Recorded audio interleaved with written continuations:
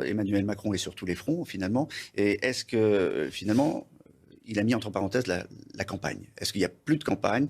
Est-ce que les choses sont gelées? Et au fond, n'y a-t-il pas un consensus pour ne plus critiquer le chef de l'État aujourd'hui?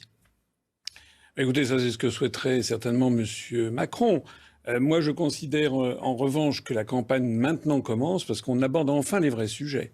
Les vrais sujets, ce n'est pas des sujets qui ont été abordés depuis des mois, qui sont des sujets accessoires souvent et qui concernent plutôt une politique gouvernementale et une politique de Premier ministre. Les vrais sujets, c'est la paix, la guerre, la stratégie de la France.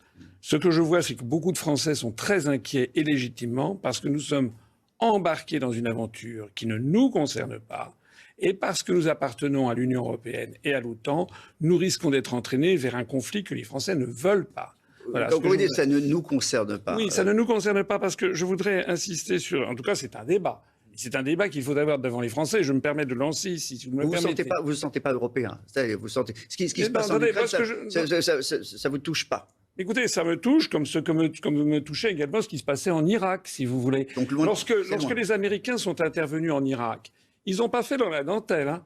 Ils sont allés avec des carpet bombing, ils ont bombardé, il y a eu plus d'1 million de morts civiles. Voilà. Là, on n'est pas du tout dans ce schéma-là. Hein. Je note d'ailleurs qu'à ce moment-là, dès qu'il s'agit des Américains, il n'y a plus personne pour manifester. Hein. Il n'y a pas des éclairages avec le drapeau irakien sur la tour Eiffel. Bon, ce que je vois, moi, c'est que la France est embarquée dans une affaire qui ne nous concerne pas. En tout cas, il faut demander l'avis des Français.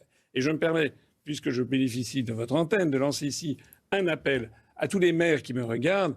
Il faut absolument qu'ils me parrainent, parce qu'il me manque encore des parrainages pour l'élection présidentielle, pour qu'il y ait un candidat qui propose la sortie de l'Union européenne, de l'euro et de l'OTAN, puisque ce débat, sinon, ne va pas avoir lieu lors de cette campagne présidentielle.